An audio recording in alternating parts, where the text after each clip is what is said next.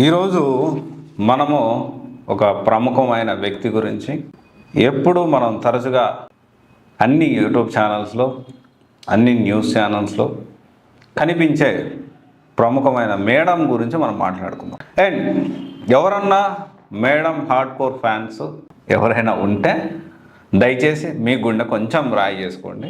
ఈ వీడియోలో కొన్ని పచ్చి నిజాలు అశోక్ నగర్ సమాజానికి, ఒకవేళ ఆ మేడం అశోక్ నగర్లో ఉంటే, ఢిల్లీలో ఉన్న రాజేందర్ నగర్లో ఉంటే అక్కడ ఉన్న మన తెలుగు వారికి, బెంగళూరులో చంద్ర లేఅవుట్లో ఒకవేళ ఇట్లాంటి మేడం ఉంటే అక్కడ వాళ్ళందరికీ కూడా నేనంటే అశోక్ నగర్లో ఉన్న సమాజానికి అంటే ఈ మేడం అంటే అశోక్ నగర్లో ఉండొచ్చు, బెంగళూరులో ఉండొచ్చు. అయితే కొన్ని ప్రశ్నలు ఐఏఎస్ కోచింగ్, ఏదైతే యూపీఎస్సి కోచింగ్కి సంబంధించి జాయిన్ అయ్యే స్టూడెంట్స్ తెలుసుకోవాల్సిన విషయాలు పబ్లిక్లో దాని గురించి చాలా తక్కువ మందికి తెలుసు. ఆ విషయాలు ఈరోజు మనం మాట్లాడబోతున్నాం. ఫస్ట్ క్వశ్చన్ ఏంటి అంటే, అసలు మేడం ఐఏఎస్ ఎప్పుడైంది, ఎప్పుడు అయ్యారు ఐఏఎస్ అంటే? లేస్తే ఎక్కడ చూసినా ఐఏఎస్ కొట్టి అంటే జనరల్గా ఇది పెద్ద ఫ్యాషన్ కీవర్డ్ అయిపోయింది. ఐఏఎస్ కొట్టి వదిలేశారు, ఐఏఎస్ కొట్టి వదిలేశారు. ఏడో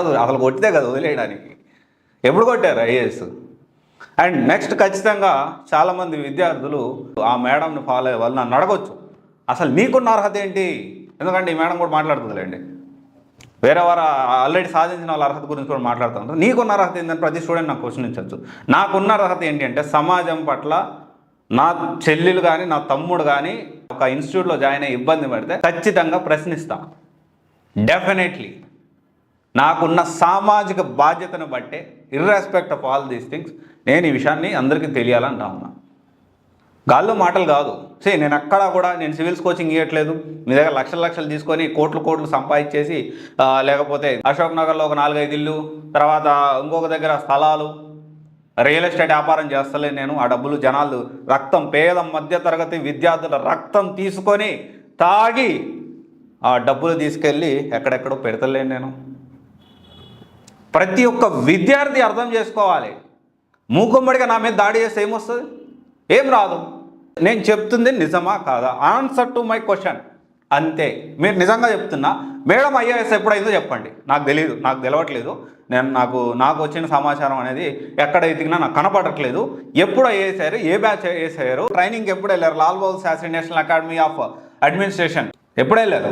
ఎప్పుడు ట్రైనింగ్ తీసుకున్నారు? ఏ బ్యాచ్? మెయిన్స్లో ఎన్ని మార్కులు వచ్చాయి? ప్రిలిమ్స్లో ఎన్ని మార్కులు వచ్చాయి? ఇవన్నీ మీరు తెలుసుకోవాల్సిన అవసరం ఉందంటారా లేదంటారా?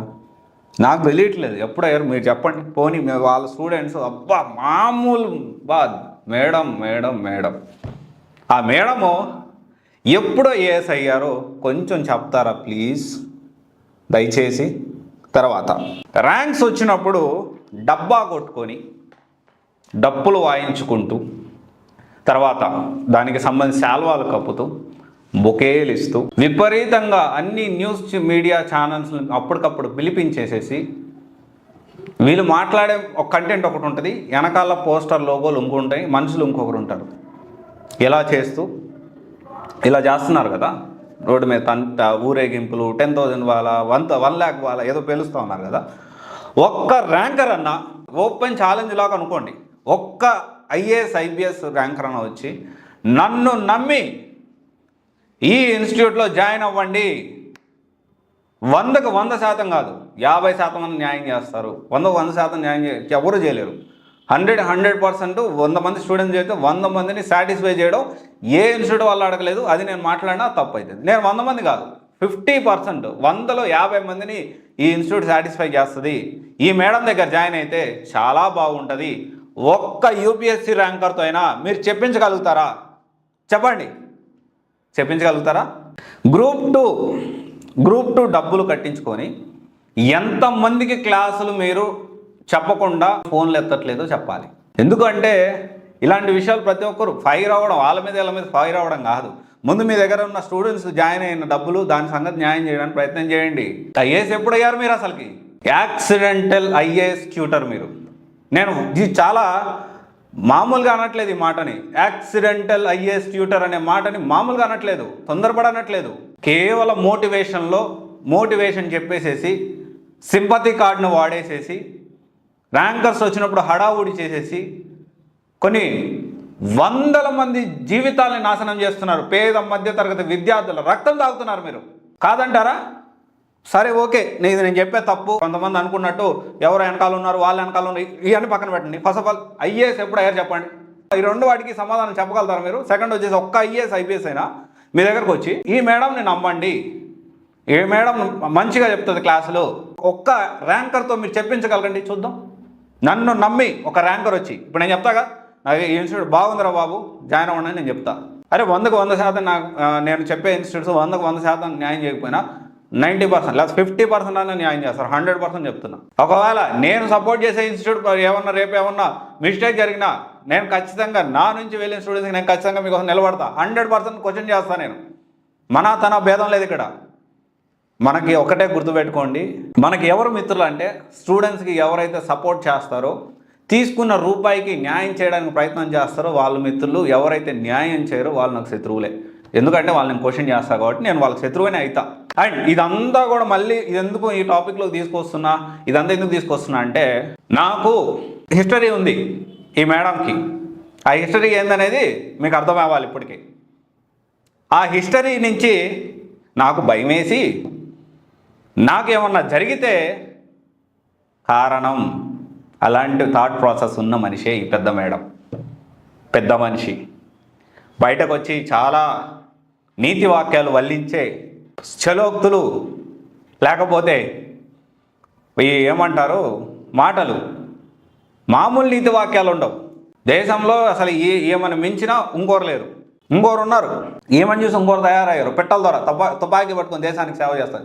ఈ మాట అన్నందుకు సారీ, బట్ నేను ఆ మాట నేను సెన్స్లోనే ఉన్నాను. ఈ తుపాకీ పట్టుకున్న పిట్టల ద్వారా ఎందుకు అన్నానంటే ఐ రెస్పెక్ట్ కొన్ని విషయాల్లో. కానీ ఇక్కడ హైదరాబాద్లో జరుగుతున్న దానికి ఐఏఎస్ ఐపీఎస్ ఎగ్జామ్ క్రాక్ చేయకుండానే నేను ఎగ్జామ్ క్రాక్ చేసుకునే ఈ తుపాకీ పట్టుకున్న పిట్టల ద్వారా సింపుల్గా చెప్తున్నా.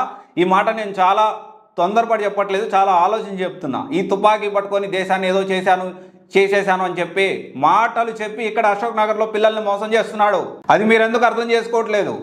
అరే నేను ఐఏఎస్ క్రాక్ చేశాను. ఎప్పుడు క్రాక్ చేసావు మీకు తెలియదా? మీరు ఆన్లైన్లో చూడండి.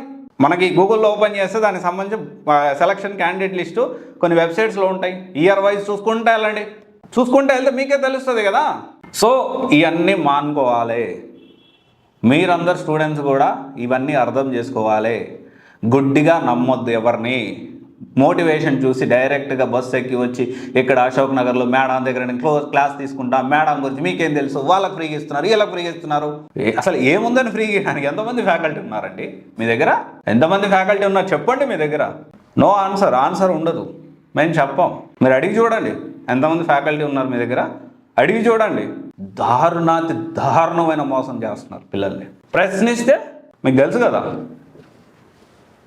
అది మ్యాటర్. సో నేను అందరు స్టూడెంట్స్ అందరికీ ఏంటి అంటే నన్ను కూడా నమ్మొద్దు. చెప్తున్నా కదా, నేను కమర్షియల్ కాదని నేను చెప్తున్నాను. కమర్షియలే నేను. నాకు ఆఫీస్ మెయింటైన్ చేసుకోవాలి, నా లైవ్లీహుడ్ ఉంది, మన దగ్గర పనిచేసే వాళ్ళని చూసుకోవాలి, ఈ కెమెరా రికార్డ్ చేసే పర్సన్కి డబ్బులు ఇవ్వాలి, ఎడిటింగ్ చేసే ఇంకొక ఎంప్లాయీకి ఇవ్వాలి, ఈ టీముని చూసుకునే మీరు కాల్ చేస్తే మీకు ఏమైనా సాయం కావాలంటే ఇంకేదైనా చేయాలంటే నేను దానికి ఒక టీముని పెట్టాలి. దానికి వాళ్ళకి కూడా ఫ్యామిలీస్ ఉన్నాయి.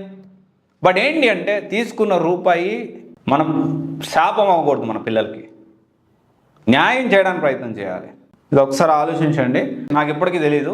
ఎవరన్నా మీరు కమెంట్ చేసే పని అయితే ఐఏఎస్ ఎప్పుడు అయ్యారో చెప్పి విత్ ప్రూఫ్తో కమెంట్ చేయండి. ఒకవేళ ఈ మేడం గురించి పాజిటివ్గా ఈ మేడం భక్తులు ఫాలోవర్స్ ఎవరైనా ఉన్నారో వాళ్ళు ఎప్పుడు ఐఏఎస్ అదొక్కదానికి సమాధానం చెప్పండి. చాలు, నేను ఏం మాట్లాడను. ఐఏఎస్ ఎప్పుడు అయ్యారు, ఏ ఇయర్లో అయ్యారో చెప్పండి చాలు. ఏ ఇయర్లో అయ్యారో, ర్యాంక్ ఎంత వచ్చింది అది చెప్పండి. అప్పుడు కమెంట్ చేయండి, నేను ఒప్పుకుంటా. ఈ వీడియో డౌన్ చేసి పాజిటివ్ వీడియో ఇంకోటి చేస్తా. నేను జనరల్గా ఏ వీడియో ఎవరు ఎంత బెదిరించినా వీడియో డౌన్ చేయను. ఒకవేళ మీరు ప్రూఫ్తో తెలిస్తే లేకపోతే దీనికి అటాచ్డ్ వీడియో చేస్తాను నేను. లేకపోతే తెలుసుకోండి, మీరు నిజం తెలుసుకోండి. Thank you.